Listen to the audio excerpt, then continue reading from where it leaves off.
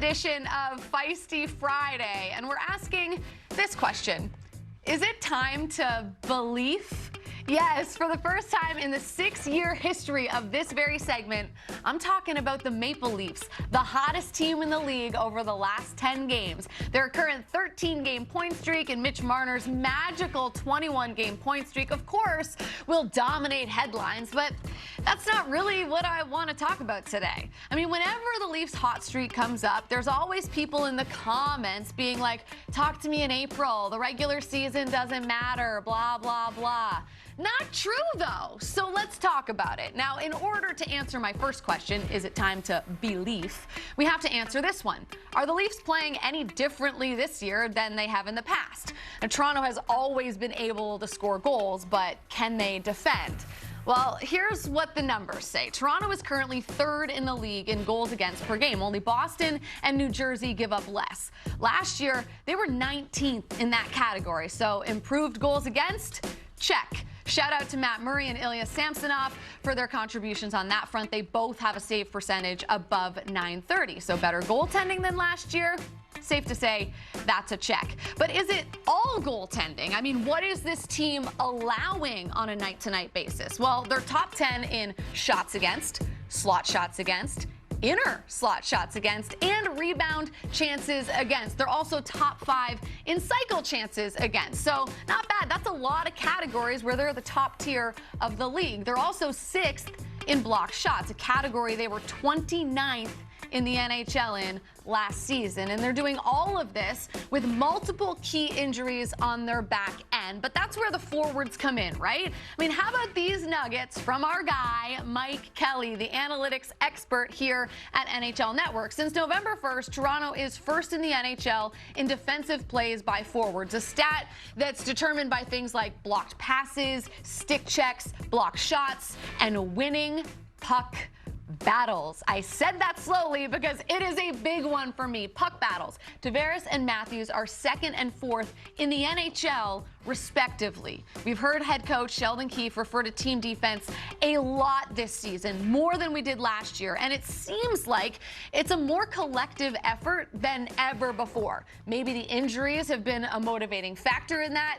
I don't really know, but I do know this. When the Tampa Bay Lightning finally got over the hump, they changed the way they played. It wasn't all offense anymore. I mean, their forecheck was relentless. When the Capitals won, Ovechkin was out there blocking shots. Matthews, by the way, 4th in the NHL in that category amongst forwards. Takeaways, too. But I digress, because I guess the point that I'm getting at in all of this is that if the Leafs are going to be any different this year and find a way to win in the playoffs, then I'd say the regular season matters more than ever, because when else are they going to go through the process of evolving into a legit winner? They certainly can't evolve overnight when April hits. I mean, we've learned that lesson. Coming into the year, anyone and everyone said that all that matters is what they do or don't do in the playoffs. And while I agree that they will ultimately and rightfully be judged on their ability to win in the postseason, it doesn't render what's happening right now meaningless. So I don't want to hear or see, talk to me in the playoffs or the regular season doesn't matter, because it does, especially if the Leafs are using it to adjust their game and evolve into a team that can actually win when it matters. And so I turn to EJ and I ask you this. Look at Johnny. Oh, you liked it. Wow. As a former Leaf, you would think. I thought maybe that might play into this. No, I'm just kidding. But I'm going to ask you guys the question that I asked in this segment, and I didn't necessarily answer it in the segment. I just think it's an important question.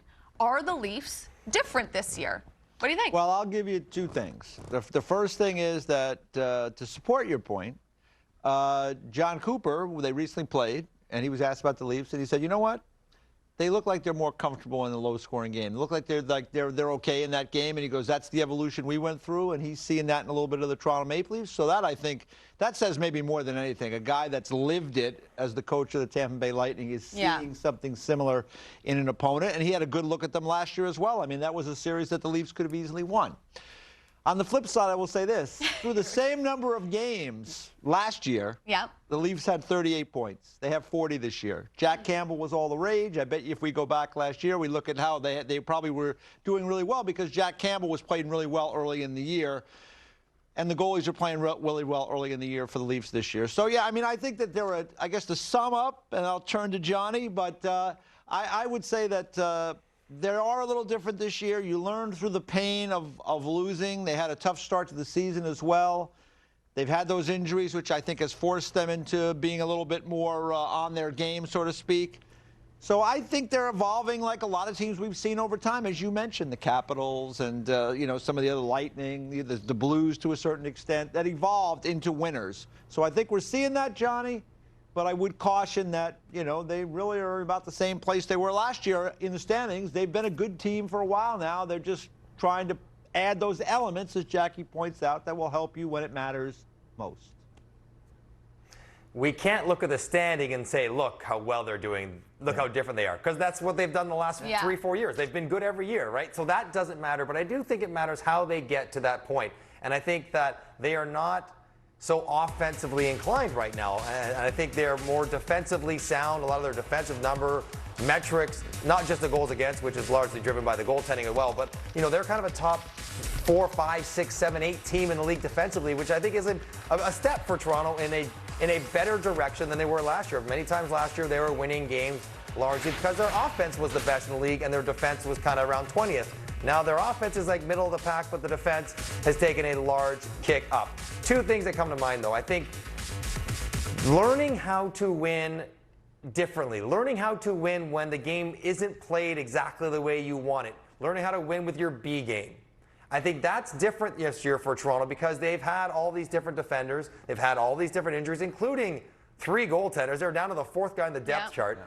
And they had to find other ways to answer questions without just saying, let's go out and score it. Let's go out and score whatever's problem we're having. And that, to me, is different.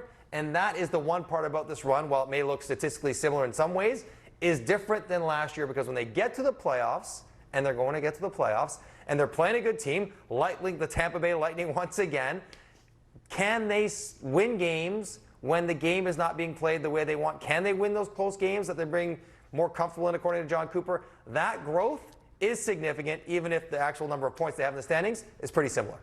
I'll follow up with one quick question. Matthews and Marner not always being on the same line. Do you think that's the way that it should be for the most part for the Leafs? Like, what do you make of how much that has impacted what's happening with Marner right now and what we're seeing from the Leafs? I mean, you call their games, so you see them up close.